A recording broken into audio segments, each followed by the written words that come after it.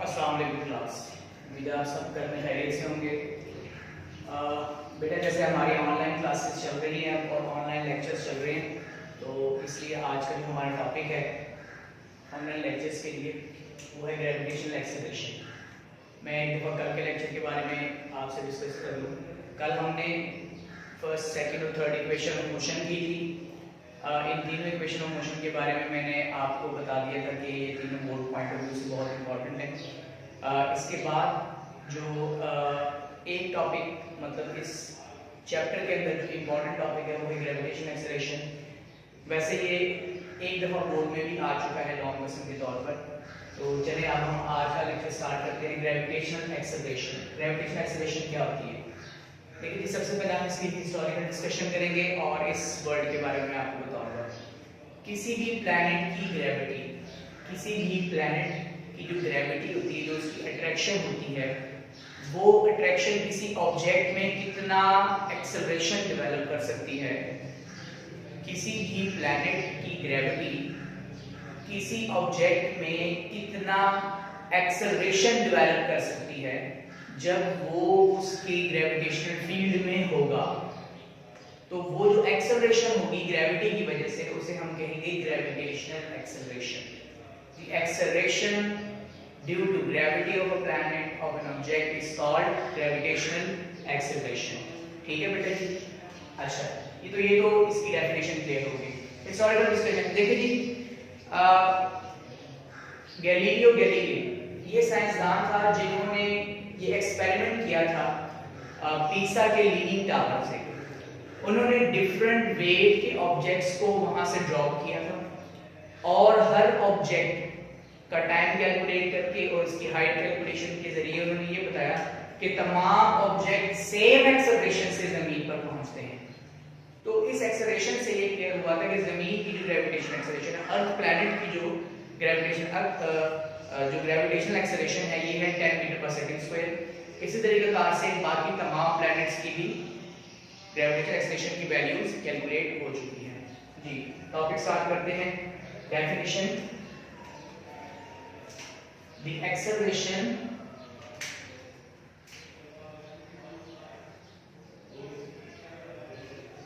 Acceleration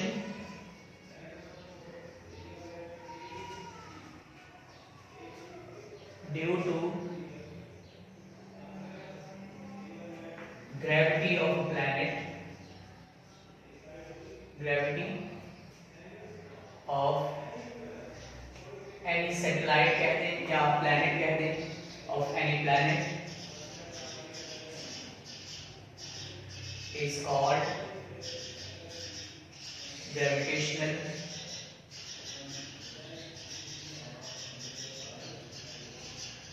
acceleration.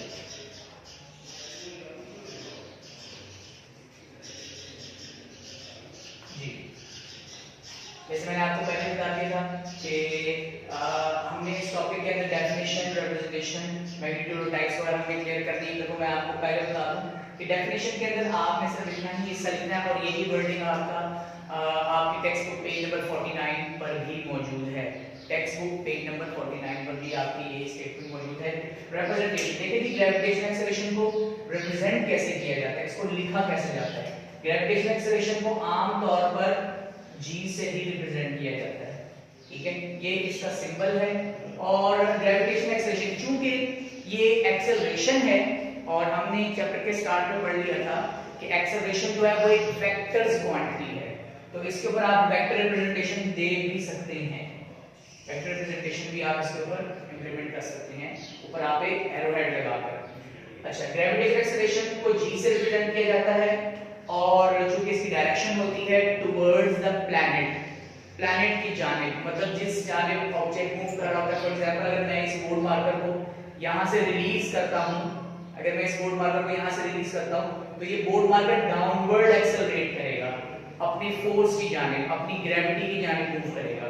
तो जमीन जो है वो इस बोर्ड मार्कर को अपनी तरफ अट्रैक्ट करता है। तो जमीन की अट्रैक्शन इस बोर्ड मार्कर के अंदर जो एक्सेलरेशन डेवलप कर रही है वो एक्सेलरेशन कहलाएगी ग्रेविटेशनल एक्सेलरेशन। जी, इसे g से रिप्रेजेंट किया जाता है और इसका इसका यूनिट है मीटर पर सेकंड स्क्वायर, मीटर पर सेकंड स्क्वायर, ये इसका एक्सेलरेशन, इसका यूनिट है।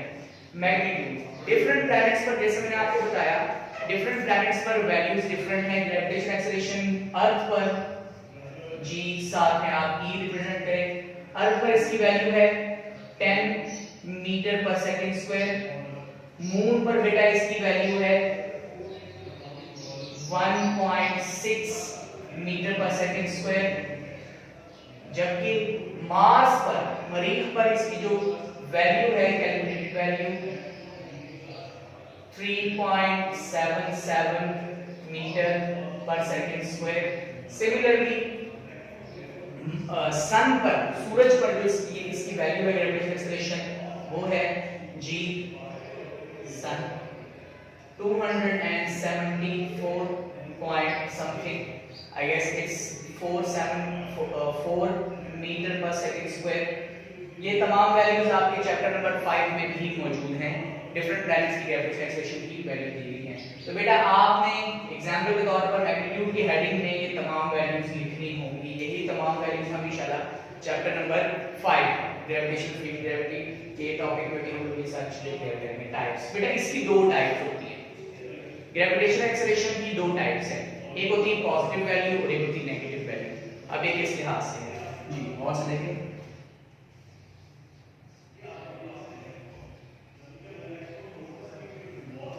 Positive gravitational acceleration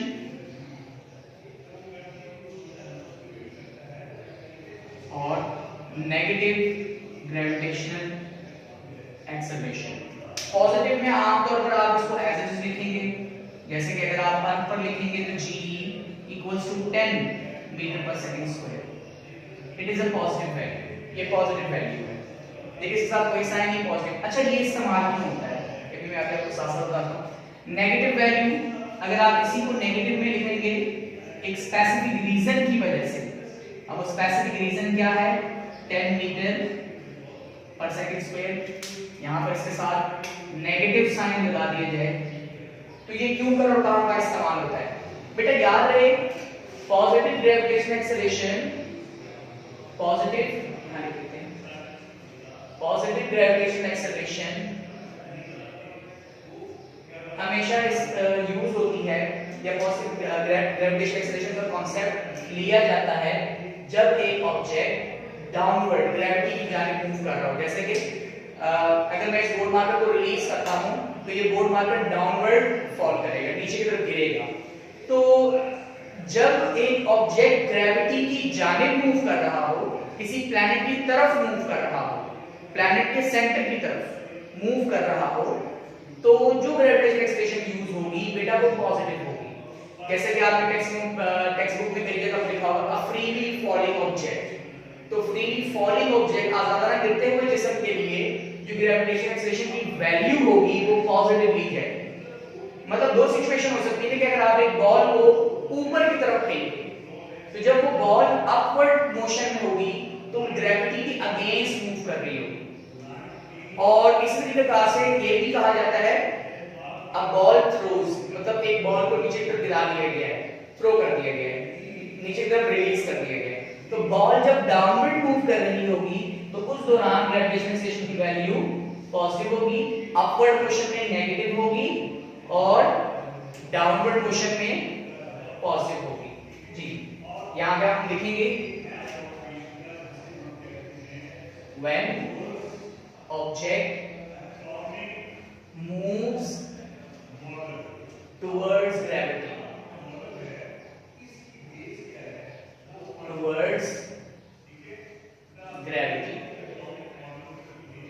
similarly negative कब लिया जाता है बेटा, ये नेगेटिव इसकी वैल्यू कब ली जाती है, हम लिखेंगे यहाँ पे सेम वही वर्ड लिखा है, थोड़ा सा चेंज हो जाएगा, when object moves against gravity, जब एक ऑब्जेक्ट ग्रेविटी की अगेंस्ट मूव कर रहा होगा। अब इसकी बहुत सी सिचुएशन हो सकती है, लेकिन कभी-कभी यहाँ पर अगेंस्ट द ग्रेविटी का कॉन्सेप्ट ठीक नहीं भी होता। याद रहे कि जब ऑब्जेक्ट डाउनवर्ड मूव कर रहा होगा तो वेलोसिटी इंक्रीज हो रही होगी, वेलोसिटी विल इंक्रीज। अगर वेलोसिटी इंक्रीज हो रही हो डाउनवर्ड मोशन में तो हम ग्रेविटेशनल एक्सेलरेशन की वैल्यू पॉजिटिव लेते हैं। आमतौर पर ऐसे ही होता है, जब एक ऑब्जेक्ट एक फोर्स की डायरेक्शन में मूव कर रही होती है तो हमने ज्यादातर यही देखा है कि उसकी velocity with respect to time increase कर रही होती है। अच्छा, तो when object moves against the gravity, जब एक ऑब्जेक्ट ग्रेविटी के अगेंस्ट मूव कर रहा हो, जैसे कि एक बॉल को पकड़े आप अपने हाथ में और उस बॉल को अपवर्ड मोशन में ऊपर की तरफ फोर्स लगाए, तो बॉल जब अपवर्ड मोशन में होगी तो उसकी velocity with respect to time zero हो रही होगी, मतलब स्लो हो रही होगी, कम हो रही होगी। तो यहां हम लिखेंगे velocity will decrease with respect to time, with respect to time.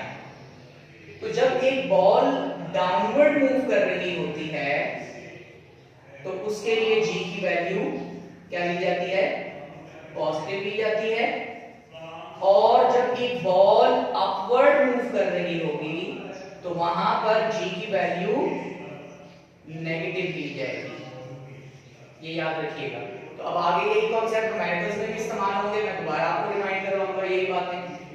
अच्छा, इस दौरान आमतौर पर क्या होता है, इस दौरान जब ball against the gravity move कर रही हो, इस दौरान आमतौर पर वेलोसिटी डिक्रीज हो रही होती है और इस दौरान आमतौर पर वेलोसिटी इंक्रीज हो रही होती है। बेटा याद रखना है आपने, बहुत इंपॉर्टेंट कॉन्सेप्ट है ये। अच्छा, जब हाईएस्ट पॉइंट पर ये ऑब्जेक्ट पहुंचेगा तो वहां पर इसकी वेलोसिटी जीरो हो जाती है। जब एक ऑब्जेक्ट को अपवर्ड थ्रो किया जाता है, ऊपर की तरफ थ्रो किया जाता है, तो वो बॉल ऊपर जाते वक्त स्लो हो रही होती है और मैक्सिमम हाइट पर उसकी वेलोसिटी जीरो हो जाती है। वो वहां बहुत मामूली वक्फे के लिए रेस्ट कंडीशन में आ जाता है। इस चीज को समझने के लिए मैं हमेशा एक बहुत ही फनी एग्जांपल देता हूं, टॉम एंड जेरी कार्टून की। ठीक है, आमतौर पर आप लोगों ने देखा होगा टॉम एंड जेरी में कि एक जब वो टॉम किसी वजह से वर्टिकल मोशन में होता है, ऊपर की तरफ जा रहा होता है तो वो स्लो हो रहा होता है और मैक्सिमम हाइट पर पहुंचने के बाद वो थोड़ी देर के लिए रुक जाता है। मतलब जब वो अगेंस्ट द ग्रेविटी मूव कर रहा होता है तो उस दौरान उसकी वेलोसिटी रिड्यूस हो रही होती है और मैक्सिमम हाइट पर पहुंचने के बाद उसकी वेलोसिटी जीरो हो जाती है, वो रेस्ट कंडीशन में आ जाता है। और उसके बाद जब वो डाउनवर्ड मोशन में होता है, जब वो नीचे आता है तो उसकी वेलोसिटी इंक्रीज, मतलब वो तेजी से नीचे आ रहा है। तो ये वेलोसिटी इंक्रीजिंग और डिक्रीजिंग का concept vertical motion when object moves downward and when object moves upward concept में आता है। वैल्यूज दो हैं, एक है positive value gravitational acceleration when object moves vertically upward, जैसे मैंने वहां पर क्लियर कर दिया। Thank you very much.